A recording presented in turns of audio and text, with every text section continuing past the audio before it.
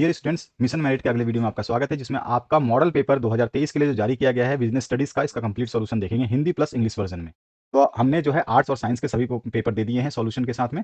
अब आपका कॉमर्स जो है इसके कंप्लीट सॉल्यूशन की बात करेंगे इसमें। तो यहाँ पे जो है 3.25 घंटे का पेपर होगा, 80 नंबर का आपका पेपर होगा, ठीक है। और बाकी निर्देश आप पढ़ सकते हैं। और बाकी ब्लू की आवश्यकता थी आप लोगों को, तो इसमें ब्लू भी दिया गया है बोर्ड के द्वारा। सारा का सारा ब्लू आप यहाँ पे देख सकते हैं।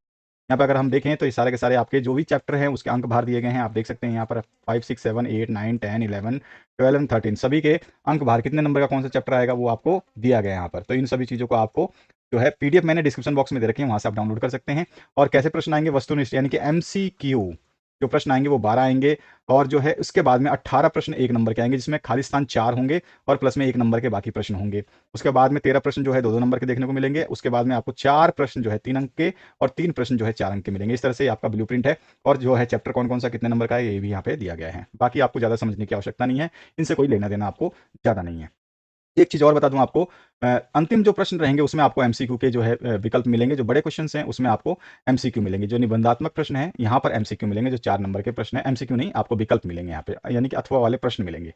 तो चलिए स्टार्ट करते हैं फटाफट बिना देरी की हुए इस सोल्यूशन को। मिशन मेरिट का जो है ये आपका वीडियो है। और इससे पहले जो है हमने आपको, अगर आप इस चैनल पर बने हुए हैं और अच्छे तरह से पढ़ रहे हैं तो आपको कोई भी दिक्कत नहीं आने वाली है, क्योंकि आपके अर्धवार्षिक के पेपर भी इसमें डाले जाएंगे। और आप अपना पेपर अगर चाहते हैं अर्धवार्षिक का भेजना और उसको सोल्यूशन करवाना, तो उसको भी आप भेज सकते हैं। हर जिले में अलग अलग पेपर होता है, इसलिए आपके पेपर भी सभी जिलों में अलग अलग होंगे। सेक्शन ए की बात करें तो यहाँ पे जो पहला प्रश्न है, सभी को इंग्लिश और हिंदी, इंग्लिश वर्जन भी है प्लस में हिंदी वर्जन भी है, ठीक है। ये ध्यान रखना आपका, ये हिंदी में भी है और इंग्लिश में भी है। पूरा question paper Hindi plus English version में डाउनलोड आप कर सकते हैं। अगर आपको इसका पीडीएफ आंसर पीडीएफ चाहिए, अगर आंसर चाहते हैं आप पीडीएफ के साथ में, तो आप व्हाट्सएप पे कॉन्टैक्ट कर सकते हैं। व्हाट्सएप जो है हमने दे रखा है नंबर, आप डिस्प्ले देख सकते हैं, नीचे की तरफ हो रहा है, ठीक है। पहला जो प्रश्न है इसमें क्या पूछा गया है, प्रबंध है। प्रबंध क्या है, तो आपको बताना है प्रबंध जो है ये क्या है, एक प्रक्रिया है, एक प्रोसेस है। तो यहाँ पे ए ऑप्शन जो है इसका करेक्ट हो जाएगा। मैनेजमेंट इज अ प्रोसेस, ठीक है। तो ये इसका राइट आंसर होना है। इसका जो नेक्स्ट क्वेश्चन है उसकी बात करते हैं। यहाँ पर पूछा गया आपसे हेनरी फ्योल द्वारा लिखित प्रसिद्ध पुस्तक का नाम, name the famous book written by the Henri Fayol. तो वो है आपका जनरल एंड इंडस्ट्रियल मैनेजमेंट। तो बी ऑप्शन आपका करेक्ट हो जाएगा, जनरल एंड इंडस्ट्रियल मैनेजमेंट। तो जो नेक्स्ट क्वेश्चन है उसकी बात करते हैं। नेक्स्ट जो क्वेश्चन है इसमें क्या पूछा गया आपसे, इस क्वेश्चन पे बढ़ते समय मैं आपको बता दूं, आपका जो है हिंदी अनिवार्य है वो आपका कंप्लीट करवा दिया गया है। इंग्लिश कंपलसरी जो है आपका उसको भी कंप्लीट करवा दिया गया है। इसके अलावा बहुत सारे विषय कंप्लीट करवा दिए गए हैं, लेकिन आप लोगों का जो पेपर अभी आया है, क्योंकि बोर्ड ने जारी नहीं किया गया था, अभी बोर्ड ने जारी किया है, तो इसमें सारे के सारे सॉल्यूशंस मैं दे रहा हूँ आपको। और इसी तरह से आपको और भी सॉल्यूशंस मिल जाएंगे। जैसे ही आपके अर्धवार्षिक पेपर खत्म होते हैं तब तक आपको सारे सॉल्यूशंस मिल जाएंगे। अर्धवार्षिक की सारी तैयारी मैं करवा रहा हूँ, जितने पेपर डाले जाएंगे उनको चेक कर लेना। बहुत सारे जिलों में जो आपके 33 अप्रोक्सीमेटली जिले हो गए हैं, तो इनमें जो है जितने भी पेपर बनते हैं वो सब अलग अलग बनते हैं, लेकिन क्वेश्चंस आपस में मैच करते हैं। तो सभी जिलों के पेपर पढ़ना अनिवार्य है अगर आप अच्छा परसेंटेज लाना चाहते हैं, मिशन मेरिट में जाना चाहते हैं। तो यहाँ पे 4 नंबर क्वेश्चन है, नियोजन का आधार क्या है। तो नियोजन का आधार जो है पूर्व अनुमान है, यानी कि the basis of planning is forecast. Forecast के द्वारा ही जो है बेसिक जो है प्लानिंग आपका निर्धारित किया जाता है। उसके बाद में संगठन प्रक्रिया का प्रथम चरण क्या है। तो संगठन प्रक्रिया का प्रथम चरण जो है वो है कार्य की पहचान तथा विभाजन, ठीक है। तो यहाँ पे जो आपका आंसर हो जाएगा वो आपका ए ऑप्शन हो जाएगा, यानी कि identification and division of work is the first stage of organisation process. तो ये ऑप्शन आपका करेक्ट हो जाएगा। नेक्स्ट क्वेश्चन की बात करते हैं। नेक्स्ट जो क्वेश्चन है इसमें आपसे क्या पूछा गया है, नियंत्रण की आत्मा है। नियंत्रण की कौन सी आत्मा है, तो योजना, यानी कि प्लान जो है सोल ऑफ कंट्रोल माना जाता है प्लान को, ठीक है। इसके बाद नेक्स्ट क्वेश्चन है, अंगूरी लता संप्रेषण में सबसे अधिक लोकप्रिय तंत्र कौन सा है। समूह और भीड़ भाड़ जो है ये सबसे ज्यादा लोकप्रिय तंत्र है, यानी कि सी ऑप्शन जो है आपका करेक्ट हो जाएगा, most popular system in Angoori creeper communication system. इसके बाद जो नेक्स्ट क्वेश्चन है, नियुक्ति की प्रथम सीढ़ी जो है वो क्या है। तो नियुक्ति की प्रथम सीढ़ी जो है साक्षात्कार है, यानी कि इंटरव्यू है। तो डी ऑप्शन जो है आपका करेक्ट हो जाएगा। First step in recruitment is, तो यहाँ पे जो है आपका सबसे पहले इंटरव्यू। इसके बाद जो नेक्स्ट क्वेश्चन है इसके बाद में आपसे पूछा गया, OTCEI ने अपने व्यापार की शुरुआत जो है नवंबर 1992 में की थी, ठीक है। OTCEI started the trading in November 1992। जो नेक्स्ट क्वेश्चन है इसमें पूछा गया, विपणन की आधुनिक अवधारणा क्या है। तो यहाँ पर जो है विपणन की आधुनिक अवधारणा जो है सामाजिक विपणन अवधारणा है। आधुनिक की बात कर रहा है तो सी ऑप्शन जो है करेक्ट हो जाएगा, सोशल मार्केटिंग कॉन्सेप्ट जो है मॉडर्न कॉन्सेप्ट माना जाता है मार्केटिंग का। इसके बाद जो है वस्तु निर्धारित गुणवत्ता के मानकों के अनुरूप है, यह सुनिश्चित कौन करता है। तो यह सुनिश्चित जो है ISI चिन्ह भी करता है, हॉलमार्क भी करता है और FPO भी करता है। तो यानी कि उपयुक्त सभी जो है इसका राइट आंसर हो जाएगा ऑल ऑफ दीज, ठीक है। All of these are the goods confirm to be prescribed quantity standards, ठीक है। इसके बाद जो है भारत में जो है नई औद्योगिक नीति की घोषणा कब हुई थी। तो सन 1900 जो है इसको हमने किया था सन 1991 में, ठीक है। तो स ऑप्शन जो है आपका करेक्ट हो जाएगा, सी ऑप्शन करेक्ट हो जाएगा, जो है industrial policy was announced in 1991। इसके बाद जो नेक्स्ट क्वेश्चन है उसकी बात करते हैं। जो फर्स्ट इंडस्ट्रियल पॉलिसी थी वो 1996 में थी। उसके बाद में जो है नई जो औद्योगिक घोषणा हुई थी, केवल औद्योगिक नीति जो है 1956 में आई थी, लेकिन नई औद्योगिक नीति जो है 1991 में आई थी। नेक्स्ट जो क्वेश्चन है आपके रिक्त स्थानों की पूर्ति करनी है। तो यहाँ पे देखिए, पहले तो मैं आपको बता दूं कि 12 क्वेश्चन जो है आपको एमसीक्यू मिलेंगे। एमसीक्यू मिलेंगे आपको 12 क्वेश्चन, जो अभी आपको मैंने ब्लूप्रिंट दिखाया था। इसके बाद आते हैं हम रिक्त स्थानों की पूर्ति करने में। तो यहाँ पे आपको जो है 6 प्रश्न मिलेंगे 1 नंबर के। तो यहाँ पे पहला प्रश्न जो पूछा गया, वैज्ञानिक प्रबंध के जन्मदाता खाली स्थान है। तो यहाँ पर जो है मैनेजमेंट वैज्ञानिक प्रबंध के जन्मदाता आपसे पूछा गया है, ठीक है। इसके बाद हम नेक्स्ट क्वेश्चन की बात करेंगे। तो यहाँ पे जो आंसर होगा आपका हो जाएगा FW टेलर, ठीक है, FW टेलर, ठीक है। तो आप इसको लिख देंगे, ये आपका फादर ऑफ साइंटिफिक मैनेजमेंट माने जाते हैं। उसके बाद में है आपसे उपभोक्ता संरक्षण अधिनियम 1986 का स्थान उपभोक्ता संरक्षण अधिनियम खालिस्तान ने ले लिया। तो कौन सा लिया था? 2019 ने ले लिया है। तो यहाँ पे 2019 हो जाएगा। इसके बाद जो नेक्स्ट क्वेश्चन है इसमें पूछा गया, सेवी को वैधानिक निकाय का दर्जा जो है कब प्रदान किया गया था? तो 1992 में, 1992 में जो है इसको प्रदान किया गया था, एक वैधानिक निकाय का दर्जा। इसके बाद जो नेक्स्ट क्वेश्चन है, खाद्य पदार्थों की गुणवत्ता को बताने वाले चिन्ह को जो हम एगमार्क कहते हैं, इंग्लिश में उसको एगमार्क ही लिखते हैं। और उसके बाद में भारत सरकार ने जो 8 नवंबर 2016 को खालिस्तान की घोषणा की। तो 8 नवंबर 2016 को जो है नोटबंदी हुई थी, जिसको हम विमुद्रीकरण कहते हैं, यानी डीमोनेटाइजेशन जो है इंग्लिश में हम कहते हैं इसको। और इसके बाद में नियोजन अनिश्चितता की जोखिम को क्या करता है? कम करता है, यानी कि रिड्यूस करता है, डिक्रीज करता है। नेक्स्ट क्वेश्चन की बात करें तो यहाँ पे आपसे पूछेगा प्रबंध की किन्हीं 2 महत्वपूर्ण विशेषताओं के नाम लिखने हैं। तो प्रबंध जो है एक उद्देश्यपूर्ण प्रक्रिया है और प्रबंध जो है सतत यानी कि निरंतर प्रक्रिया है। दोनों को हमने इंग्लिश और हिंदी में लिखा हुआ है यहाँ पे। नेक्स्ट जो पार्ट है, प्रबंध के सिद्धांतों को लचीला क्यों माना जाता है? इसका रीजन हमने दे दिया यहाँ पर। प्रबंध के सिद्धांत को इसलिए लचीला माना जाता है क्योंकि यह कठोर नहीं होते हैं और इसका प्रबंध जो है मानवीय व्यवहार से है, जिसको परिस्थितियों की मांग के अनुसार जो है उपयोग में लाया जा सकता है। इंग्लिश में यहाँ पे लिखा हुआ है। उसके बाद नेक्स्ट क्वेश्चन है, नियमों को योजना क्यों माना जाता है? तो नियमों को योजना इसलिए माना जाता है क्योंकि इसमें ना तो कोई समझौता होता है और ना ही कोई परिवर्तन, जब तक कि कोई नीति संबंधी निर्णय ना लिया जाए। तो ये इसका आंसर हो जाएगा। और जैसा मैंने बताया, अगर आपको आंसर पीडीएफ चाहिए, कौन सा आंसर जो आप देख रहे हैं अभी वीडियो में, आंसर पीडीएफ चाहिए तो आप व्हाट्सएप पे कांटेक्ट कर सकते हैं। ये मैंने आपको बताया है, व्हाट्सएप नंबर नीचे डिस्प्ले हो रहा है। अगला जो क्वेश्चन है, विपणन और विक्रय में अंतर बताना है। तो केवल आपका 1 नंबर का क्वेश्चन है, तो आपको एक ही अंतर बता देना है। विपणन का उद्देश्य जो है ग्राहकों को संतुष्टि प्रदान करके लाभ अर्जित करना है, जबकि विक्रय का उद्देश्य केवल वस्तु और सेवाओं का अधिकतम विक्रय यानी कि बेचना है, ठीक है। यहाँ पे इंग्लिश में मैं इसका सोल्यूशन दे चुका हूँ। उसके बाद में नेक्स्ट जो क्वेश्चन है, संगठन के महत्व के 2 बिंदु बताना है। तो संगठन जो है विशिष्टीकरण के लाभ होता है इसमें, और कार्य करने में संबंधों का स्पष्टीकरण होता है, बेनिफिट ऑफ स्पेशलाइजेशन होता है, और साथ ही साथ classification of relation in actions होता है। तो यहाँ पे इंग्लिश में मैंने दे दिया। इसके बाद जो नेक्स्ट क्वेश्चन है, निर्देशन के 2 तत्व जो है, तो आपको मैंने यहाँ पे 3 तत्व लिखे हैं, आप कोई भी 2 तत्व इसमें से बता सकते हैं। एक अभिप्रेरणा है, नेतृत्व है और पर्यवेक्षण है, ठीक है। तो जो नेक्स्ट क्वेश्चन है, कार्यशील पूंजी को स्पष्ट करना है। कार्यशील पूंजी से वो आशय जो अल्पकालीन संपत्तियों जैसे स्टॉक और अल्पकालीन दायित्व जैसे कि लेनदार और देय बिल से है, ये चीज आपको सिंपली लिखना है। देखिए 1 नंबर का क्वेश्चन के हिसाब से आप आंसर लिखेंगे। नेक्स्ट जो है, अल्पकालीन निवेश निर्णय से आपका क्या तात्पर्य है? तो अल्पकालीन निवेश का निर्णय का अर्थ जो है व्यवसाय में स्कंद और देनदार और रोकड़ के स्तर का जो है निर्णय लेने से है। इन संपत्तियों के विषय में जो है निर्णय लेने का अर्थ जो है व्यवसाय की दैनिक कार्यवाही का निर्णय लेने से, यानी कि जो रोजीना होता है वही चीज हम जो है इसमें निर्णय लेते हैं, ठीक है, शॉर्ट टर्म इन्वेस्टमेंट में।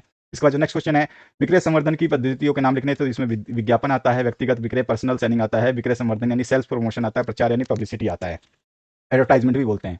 और क्रियाओं का समूहीकरण क्या है? तो परस्पर संबंधित एवं समान प्रकृति की क्रियाओं को एक श्रेणी या समूह में रखा जाता है, इन्हीं क्रियाओं को जो है समूहीकरण कहते हैं। तो सिंपल सा डेफिनेशन 1 नंबर में, जितना मैं बोल रहा हूं उतना लिखते जाना, आगे जो वीडियो है समझ जाना, जो चीजें बता रहा हूं वो बहुत इंपॉर्टेंट रहने वाली है। 1 नंबर का फिर से क्वेश्चन है, दलाल को परिभाषित करना है। दलाल जो है शेयर मार्केट का सदस्य होता है, जिसके माध्यम से प्रतिभूतियों का व्यापार किया जाता है, और वैयक्तिक साझेदार फर्म अथवा निगमित निकाय के रूप में जो है ये हो सकते हैं। ये क्रेता और विक्रेता के मध्यस्थ होते हैं, यानी कि जो है मीडिएटर होते हैं, ठीक है। ये यहाँ पे आंसर दिया गया है। इसके बाद जो नेक्स्ट क्वेश्चन है उसकी बात करते हैं। इसमें जो है सुनावादी का अधिकार यानी कि सुनने का अधिकार का जो है आपको एक उपभोक्ता के लिए यानी कंज्यूमर के लिए क्या उसका अर्थ है, क्या मीनिंग है, वो आपको बताना है। राइट टू हियर, तो यहाँ पे सुनने जाने का अधिकार जो है, यदि किसी उपभोक्ता का शोषण होता है तो उसे सुनवाई का अधिकार है। यही आश्वस्त किया मतलब यह आश्वस्त किया जाता है कि उसके हित पर उचित विचार किया जाए, यही है सुनवाई का अधिकार। उसके बाद जो नेक्स्ट क्वेश्चन है उसकी बात करते हैं। यहाँ प्रश्न नंबर 6 से 16 तक जो है 2-2 अंकों के प्रश्न है, 1 अंकों के हमने देख लिए हैं। अगर आप पीडीएफ चाहते हैं इसका सॉल्यूशन वाला पीडीएफ, तो आप हमें व्हाट्सएप पे कांटेक्ट कर सकते हैं। संप्रेषण प्रक्रिया जो है इसका आरेख बनाना है आपको, तो इस तरह का आरेख बनेगा, एनकोडिंग वगैरह सब आप दिखा देंगे। इंग्लिश मीडियम हिंदी मीडियम के लिए है, और इंग्लिश मीडियम का जो है वो आप इस तरह से डायग्राम बनाएंगे, ठीक है। आपका डायग्राम आएगा, ध्यान रखना है, डायग्राम बहुत इंपॉर्टेंट है। अधिकार अंतरण के तत्वों पर विचार करना है, तो इसमें यह एक प्रक्रिया है, अधिकार प्रदान करता है ये, ठीक है। इसके अलावा कार्य को बांटता है ये। तो ये 2-3 जो 4 प्रक्रिया बताई हैं, इसमें से आप कम से कम जो है 2 नंबर के है तो 2 प्रक्रिया जरूर लिखेंगे। मैंने 4 इसलिए दिए हैं कि आपको जो ईजी लगता है वो आप याद कर पाएं, तो चारों को चारों यहाँ पे मैंने दे दिए हैं। इसके बाद जो नेक्स्ट पार्ट है उसकी बात करते हैं। इसमें है प्रबंध के विभिन्न स्तरों का चार्ट द्वारा आपको दिखाना है। तो इसमें प्रबंध के विभिन्न स्तर कौन से होते हैं? उच्च स्तरीय होता है, मध्य स्तरीय होता है, और आपका प्रथम पंक्ति या पर्यवेक्षण प्रबंध होता है, ठीक है। तो यहाँ पर जो है इसको फ्लो टाइप में आप बना सकते हैं। हिंदी मीडियम के लिए तो ये सोल्यूशन है, और इंग्लिश मीडियम का सोल्यूशन जो है आप इस तरह से एक ट्रायंगल शेप में टॉप लेवल जो बना सकते हैं, मिडल लेवल बना सकते हैं और बॉटम लेवल बना सकते हैं। इसका जो नेक्स्ट क्वेश्चन है इसमें पूछा गया समन्वय सर्वव्यापी कार्य है कैसे। समन्वय मतलब कोऑर्डिनेशन, कोऑर्डिनेशन सर्वव्यापी कैसे कार्य है, इसके बारे में मैंने समझा रखा है और इसको हिंदी और इंग्लिश वर्जन में दे रखा है आपको सोल्यूशन। अगले क्वेश्चन की बात करते हैं। एक अच्छा नेता एक अच्छा संदेहवाहक और धैर्यवान नेता श्रोता होना चाहिए, इसको समझाना है। तो इसको भी मैंने यहाँ पे समझाया है अपने 2-4 लाइनों में, जिसको आप समझ सकते हैं आसानी से और लिख भी सकते हैं। इसके बाद जो नेक्स्ट क्वेश्चन है उसके बाद में बात करते हैं नियुक्तिकरण के पहलू को चार्ट द्वारा आपको समझाना है। नियुक्तिकरण कैसे होती है उसको चार्ट द्वारा, आपको पहले भर्ती होती है, फिर चयन होता है, प्रशिक्षण होता है, फिर उसके बाद नियुक्तिकरण के पहलू होते हैं। ठीक है, इंग्लिश मीडियम का सीधा सीधा लिख सकते हैं। पहले प्रीलिमिनरी स्क्रीनिंग होता है, सिलेक्शन टेस्ट होता है, एम्प्लॉई इंटरव्यू होता है, रेफरेंस होता है, बैकग्राउंड चेक होता है, सिलेक्शन डिसीजन होता है, मेडिकल एग्जामिनेशन होता है, जॉब ऑफर होता है और कॉन्ट्रैक्ट एम्प्लॉयमेंट होता है। ये सारी चीजें यहाँ पे दे रखी है, इसी के अंदर जो है सब कुछ दे रखा है। ठीक है, हर चीज इसमें आपको बता रखा है किस स्टेप में क्या होगा। तो हिंदी वाले अपनी मर्जी से और इंग्लिश वाले अपनी मर्जी से लिख सकते हैं। इसका जो नेक्स्ट क्वेश्चन है उसकी बात करते हैं। जैसे मैं बता चुका हूं पीडीएफ प्राप्ति के लिए आप जो भी आंसर आप देख रहे हैं इसका पीडीएफ, किसी भी सब्जेक्ट का पीडीएफ प्राप्ति के लिए, चाहे हिंदी हो, इंग्लिश हो, कोई भी सब्जेक्ट हो, आपका अकाउंट्स हो या फिर इकोनॉमिक्स हो, सभी के लिए आप हमें व्हाट्सएप पे संपर्क कर सकते हैं। 10वां जो क्वेश्चन है, और अपने कमेंट्स हमेशा जारी रखें ताकि आपके जो मैक्सिमम सोल्यूशन हम दें। और आपके जो अर्धवार्षिक पेपर चल रहे हैं इसके सोल्यूशंस आने वाले हैं, इसके पेपर्स आने वाले हैं, उनको जरूर देख लेना। इसके बाद में जो है मॉडल पेपर्स आपको सारे के सारे मिल जाएंगे। यहाँ पे नियंत्रण जो है भविष्यमुखी है और लक्ष्योन्मुखी है, कार्योन्मुखी है। इसके कार्य को जो है आपको स्पष्ट करना है। तो सबसे पहले नियंत्रण भविष्योन्मुखी है, लक्ष्य है, फिर उसके बाद में नियंत्रणमुखी है। तो ये तीनों को आप डिस्क्राइब कर देंगे। तीनों को मैंने यहाँ पे डिस्क्राइब किया है। चाहे भले ही आप एक एक दो दो लाइन लिखें, लेकिन आपको ये तीनों पॉइंट लिखने होंगे, तब जाके आपको 2 नंबर मिलेंगे। चित्र की मदद से अभिप्रेरणा की प्रक्रिया की व्याख्या करना, अभिप्रेरणा यानी मोटिवेशन क्या होता है इसको आपको समझाना है। तो मोटिवेशन को मैंने यहाँ पे समझाया हुआ है और इसके बाद में इसका चित्र जो है जरूर बनाएंगे। जैसा कि आप देख रहे हैं यहाँ पर आपके सामने चित्र है और इस चित्र को जो है आपको उसी हिसाब से बनाना है। ठीक है, तो ये चीज आपको ध्यान रखनी है।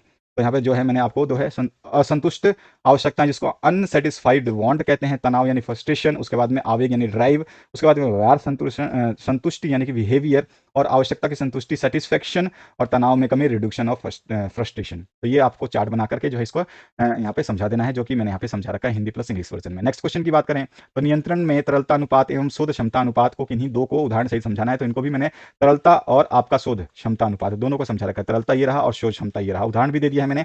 तो यहाँ पर जो है इंग्लिश मीडियम के स्टूडेंट जो है इसको लिक्विडिटी रेशियो और सोलवेंसी रेशियो क्या होता है और एग्जांपल क्या है उसके मैंने यहाँ पे दे दिया है। इसके बाद नेक्स्ट क्वेश्चन जो है चालू संपत्ति को परिभाषित कर देना है। ठीक है, करंट एसेट क्या होता है उसका एग्जांपल दे दिया है मैंने यहाँ पे। तो आप यहाँ पे एग्जांपल और चालू संपत्ति क्या होती है उसको लिख सकते हैं। इसके बाद नेक्स्ट क्वेश्चन है उसमें स्टॉक एक्सचेंज विनियोजकों को सुरक्षा प्रदान करते हैं, इसको स्पष्ट करना है। देखो 2-2 नंबर में 3-3 4-4 नंबर के क्वेश्चन पूछ लिए हैं। ठीक है, फिर भी हमने स्टॉक एक्सचेंज जो है विनियोजकों को सुरक्षा कैसे प्रदान करते हैं वो सारी चीजें यहाँ पे बताई गई हैं। आप इसको पूरे को नोट कर सकते हैं और जो इंग्लिश मीडियम के स्टूडेंट है उनके लिए सोल्यूशन है। और पीडीएफ जैसे मैंने बताया आपको हर चीज का पीडीएफ अवेलेबल है, पीडीएफ का कोई दिक्कत नहीं है, सारा सोल्यूशन आपको पीडीएफ फॉर्म में मिल जाएगा। लेकिन आपको व्हाट्सएप पे संपर्क करना पड़ेगा। व्हाट्सएप नंबर नीचे डिस्प्ले हो रहा है। मनी मार्केट अनिवार्य रूप से अल्प अवधि फंड के लिए एक बाजार है, इसको समझाना है। तो ये भी मैंने यहाँ पे समझाया है। वो मुद्रा के बाजार के छोटे रूप में निकायों में ये निधियों का बाजार है जो है, और इसके बारे में हम डिस्क्राइब करेंगे जो आपको समझ में आ जाएगा। यहाँ पे इंग्लिश वर्जन जो है मैंने इसका सोल्यूशन दे दिया है, तो इंग्लिश वर्जन के लिए ये सोल्यूशन है। नेक्स्ट जो क्वेश्चन है इसमें 16वां, औद्योगिक उत्पाद और उपभोक्ता उत्पाद में अंतर आपको लिखना है। बहुत सारे अंतर हैं, क्रेताओं की संख्या के हिसाब से आप बता सकते हैं।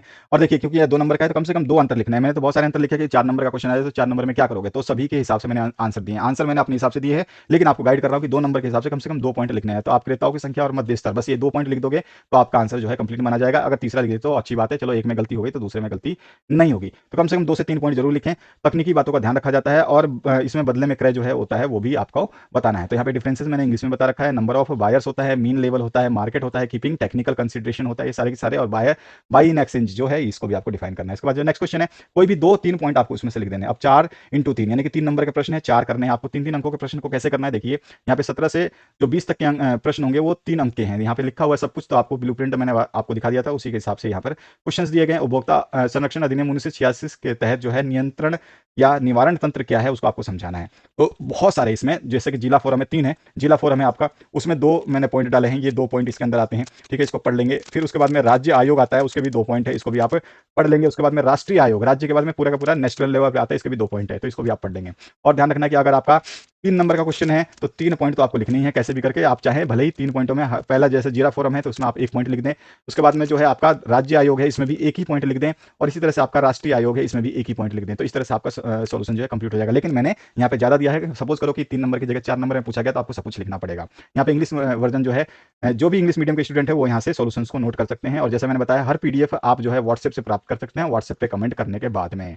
तो यहाँ पर जो है आपका अपना क्लास, अपना बोर्ड और अपना सब्जेक्ट मेंशन करना ना भूलें। ध्यान रखना है आपको, अपनी क्लास, अपना बोर्ड, अपना सब्जेक्ट मेंशन करना ना भूलें जब भी व्हाट्सएप पे कमेंट करते हैं। हाय हेलो लिखने से कोई फर्क नहीं पड़ेगा, ना आपको ना मेरे को। तो इसलिए अपना टाइम और मेरा टाइम वेस्ट ना करें। 18वां जो है विपणन मिश्र क्या होता है, इसके प्रमुख तत्व जो है उसकी जो है व्याख्या अपने शब्दों में करनी है। ठीक है, तो विपणन मिश्र क्या होता है उसको समझाया हुआ है। उसके तत्व क्या हो सकते हैं, उत्पाद होते हैं। आपको पता है कि विपणन मिश्र के 4 तत्व है, उत्पाद है, मूल्य है। ठीक है, तो यहाँ पे उत्पाद है आपका पहला, दूसरा है आपका मूल्य, तीसरा है स्थान, प्लेस जिसको बोलते हैं, और उसके बाद में परिवर्तन यानी प्रमोशन बोलते हैं जिसको। ठीक है, तो यहाँ पे मैंने हिंदी में लिखा है और ये इंग्लिश में है। मार्केटिंग मिक्स क्या होता है, और मार्केटिंग मिक्स का जो है अकॉर्डिंग टू फिलिप कॉलर क्या बोलते हैं वो बता दिया है। मार्केटिंग मिक्स के एलिमेंट जो मैंने बता दिया, प्रोडक्ट है आपका, प्राइस है, ठीक है, उसके बाद में प्लेस है, और उसके बाद में प्रमोशन है। ठीक है, तो ये आपको चारों याद रखने हैं। ये चारों एलिमेंट होते हैं। कभी कभी एक एक दो दो नंबर में पूछा जाए कि और एलिमेंट के नाम बताइए, तो ये भी ध्यान रखना है।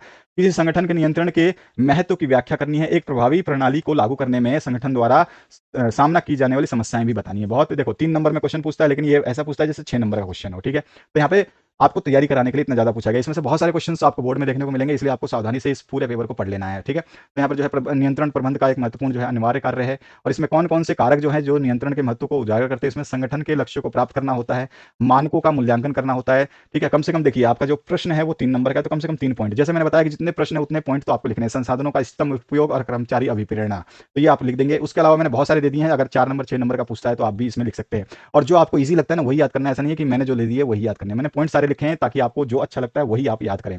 समन्वय को बढ़ाना है, और साथ साथ में मानक निर्धारित करते समय जटिलता क्या क्या आती है ये भी आपको देखो। ये क्या है, ये जो है आपके संगठन में आने वाली समस्याओं को उजागर करना है। तो समस्याएं कौन कौन सी आ सकती हैं, एक नंबर जो है आपका मानक निर्धारण करते समय जटिलता आती है, बाह्य कारक जो है वो प्रभावित करते हैं, कर्मचारियों का प्रतिरोध जो है प्रभावित करता है, खर्चीली प्रक्रिया है ये भी प्रभावित करता है। तो ये सारी चीजें आप इसमें लिख देंगे। इसके इंग्लिश में जो है स्टूडेंट्स वो कंट्रोलिंग क्या होता है, उसमें जो है इफेक्टिव इंपॉर्टेंस ऑफ इफेक्टिव जो कंट्रोलिंग होती है उसके क्या क्या है मेजर्स और जो पॉइंट्स हैं उनको हमने डिस्क्राइब किया हुआ है। उसके बाद जो है आपको इसके इफेक्ट क्या होंगे तो वो भी हमने बताया है। तो यहाँ पर जो है create problem in the process of controlling में, प्रोसेस ऑफ कंट्रोलिंग में क्या क्या क्रिएशंस आती हैं, क्या क्या प्रॉब्लम्स आती हैं, ठीक है, इफेक्टिव इंप्लीमेंटेशन में, तो उसको हमने यहाँ पे जो है इंटरनल फैक्टर हो जाएंगे आप कॉम्प्लेक्सिटी वाइल सेटिंग स्टैंडर्ड्स, और एक्सटर्नल जो फैक्टर्स हैं रेजिस्टेंस ऑफ एम्प्लॉइज हो जाएगा, एम्प्लॉय और एग्रेसिव प्रोग्रेस है, ये सारे के सारे आप इसमें डाल देंगे।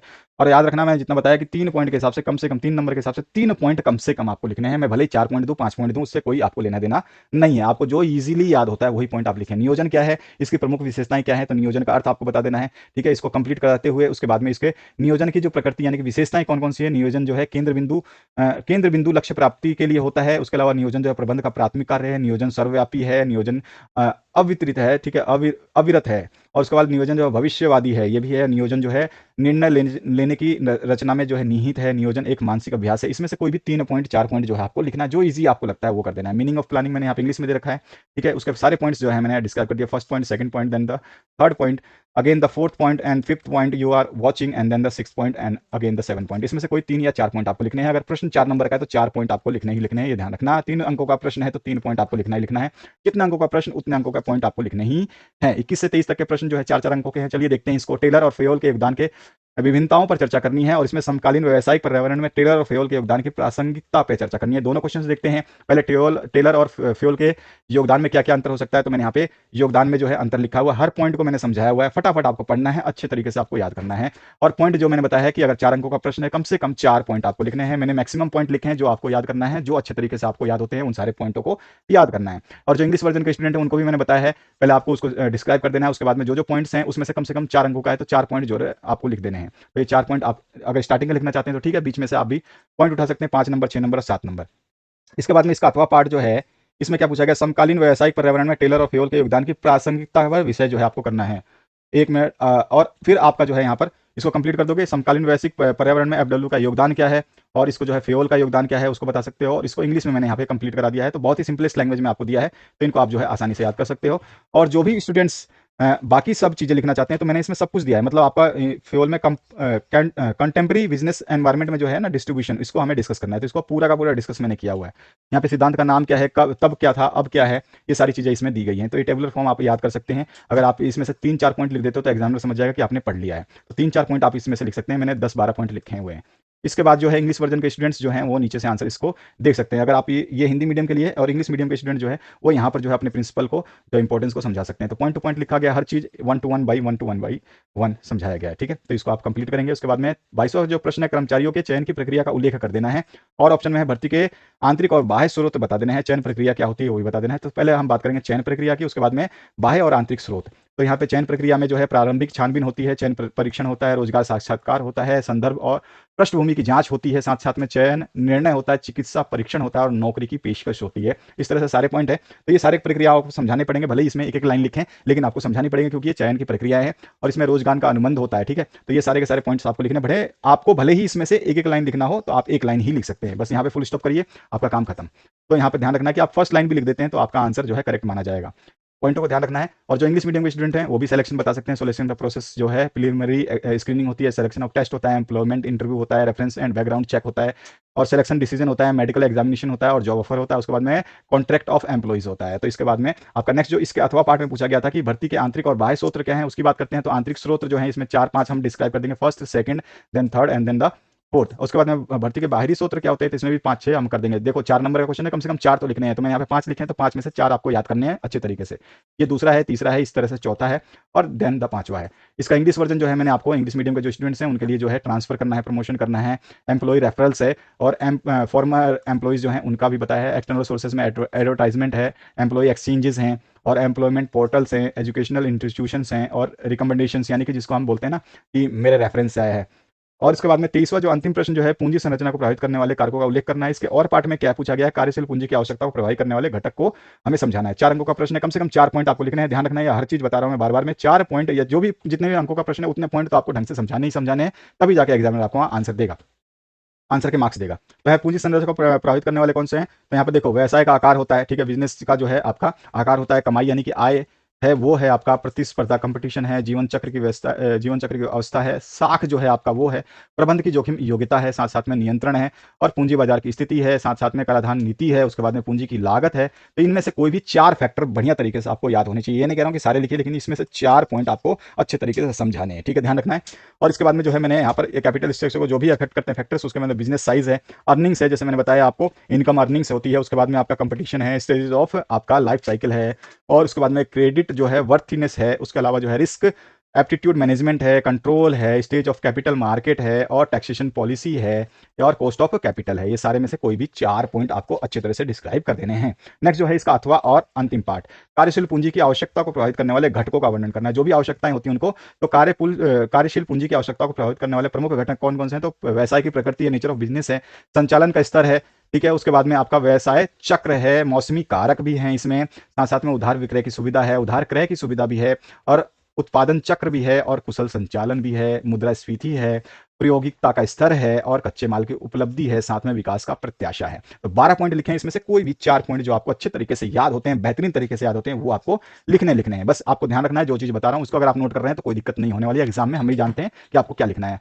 यहाँ पे जो सोल्यूशन दिए जाते हैं एज ए मेरिट पर्सन आपको क्या लिखना है वो चीज हम बता रहे हैं। तो फैक्टर क्या अफेक्ट कर सकते हैं कैपिटल रिक्वायरमेंट को, इसमें नेचर ऑफ बिजनेस है, लॉ ऑफ ऑपरेशंस है, बिजनेस साइकिल है, सीजनल फैक्टर्स हैं, क्रेडिट सेल्स फैसिलिटी है, उसके अलावा प्रमोशन साइकिल है, क्रेडिट परचेस फैसिलिटी है। नेक्स्ट जो है आपका एफिशिएंट ऑपरेशंस है, इन्फ्लेशन जो है वो भी आता है, लेवल ऑफ कंपटीशन वगैरह सब आते हैं। तो ये सारे के सारे आप लिखेंगे। इस तरह से ये आपका बिजनेस स्टडीज यानी BST का सोल्यूशन कंप्लीट मैंने करा दिया है। बाकी आप हिंदी, इंग्लिश जो भी आपको सब्जेक्ट चाहिए सारे अवेलेबल है, प्लेलिस्ट में देख लीजिए। प्लेलिस्ट अगर आपको नहीं मिलती तो आप हमें कमेंट सेक्शन कर सकते हैं और साथ ही साथ कमेंट करते समय आपको ध्यान रखना है कि इसको शेयर करना ना भूलें, क्योंकि ये मिशन मेरिट के वीडियो है, आप लोगों के लिए अत्यंत उपयोगी है। कैसे आंसर आपको लिखना है ये चीज़ यहाँ पे समझाई जा रही है और हर चीज़ें आपको जो है लिखित रूप में प्रोवाइड की गई हैं, बोल के प्रोवाइड नहीं की गई हैं। तो शेयर करना बिल्कुल ना भूलें और आने वाले समय में आपको और भी सब्जेक्ट मिल जाएंगे। आपके अर्धवार्षिक पेपर अगर भेजना चाहते हैं तो आप सोल्यूशन के लिए भेज सकते हैं। Thank you very much, have a good day.